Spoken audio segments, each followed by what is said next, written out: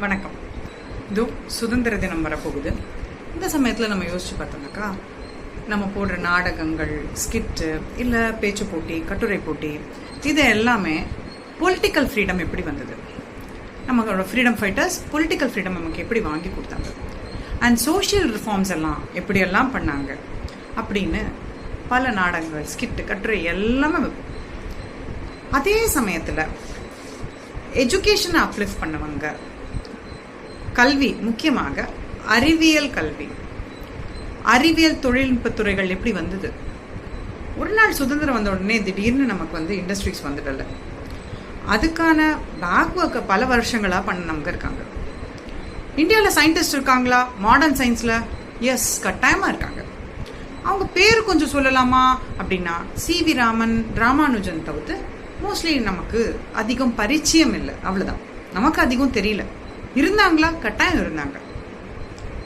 So அவங்கள பற்றி நாங்கள் எங்கே தெரிஞ்சுக்கலாம் அப்படின்னு கேட்டிங்கனாக்கா, விக்யான் பிரச்சார், கவர்மெண்ட்டோட வெப்சைட் பேர் என்ன, விக்யான் பிரச்சார். அங்கே நிறைய இன்ஃபர்மேஷன் இருக்குது. இங்கிலீஷில் பிரைட் ஸ்பார்க்ஸ் அப்படின்னு அரவிந்த் குப்தா எழுதின புத்தகமும் இருக்குது இந்தியன் சயின்டிஸ்ட் பற்றி. தமிழில் நிறைய இருக்காங்கன்னா இல்லை, அந்த மாதிரியான புத்தகங்கள் நிறைய வரணும். அதுக்காக என்னுடைய ஒரு சிறு முயற்சி தான் இந்த புத்தகம், இந்திய அறிவியல் அறிஞர்கள். இதில் ஒரு 18 விஞ்ஞானிகளை பற்றி நான் பேசியிருக்கேன். இவங்க எல்லாமே ஆல்மோஸ்ட் நம்மளோட இண்டிபெண்டன்ஸ்க்கு முன்னாடி கட்டாயமாக பிறந்துட்டவங்க, அந்த டைமில் வாழ்ந்தவங்க.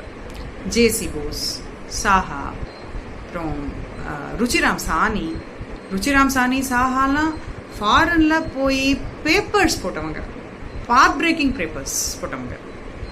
ஜே.சி. போஸ், இவங்கெல்லாம் ஃபாரினில் போய் படித்தவங்க பலர். சொல்ல போனாக்கா, இவங்களுக்கு நம்ம நாட்டிலேருந்து இவங்க வெளிநாட்டுக்கு போய் படிக்கணும் குழந்தைகள் அப்படின்ற நிறைய பேர் ஃபண்ட்ஸ் கொடுத்துருக்காங்க. நிறைய பேர் ட்ரஸ்ட் ஆரம்பிச்சிருக்காங்க, காலேஜஸ் ஆரம்பிச்சிருக்காங்க. ஒரு இண்டஸ்ட்ரி ஆரம்பிக்கணுமா, அந்த காலத்தில் இருந்த சட்டங்க திட்டங்கள் வேற காலனி சமயத்தில். ஸோ அதெல்லாம் தாண்டி நம்ம இன்ஸ்டிடியூஷன்ஸ் எடுத்துகிட்டு வரணுமா, அதே மாதிரி இண்டஸ்ட்ரீஸ் எடுத்துகிட்டு வரணுமா, அதுக்காக உழைத்தவர்கள் ஏராளம். இவர்களை பற்றிலாம் நம்ம எங்கே படிக்கலாம்? விக்யான் பிரச்சாரில் படிக்கலாம், அந்த வெப்சைட்டில் படிக்கலாம்னு சொன்னேன். அதை தவிர்த்து என்னோட ஒரு காணிக்கையா நாட்டுக்கு இந்திய அறிவியல் அறிஞர்கள்ன்ற புத்தகத்தை சுவாசம் பப்ளிகேஷன்ஸ் மூலமாக வெளியிட்டிருக்கேன்.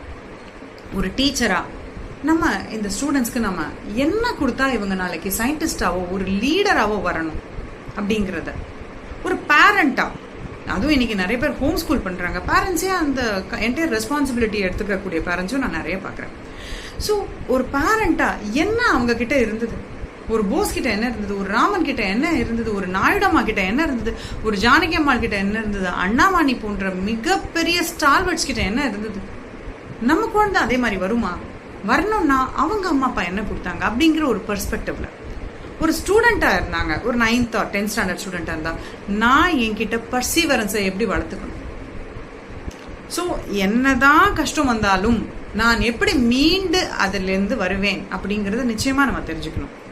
ஸோ இந்த கண்ணோட்டங்களில் தான் இந்த புத்தகத்தை நான் எழுதியிருக்கேன்.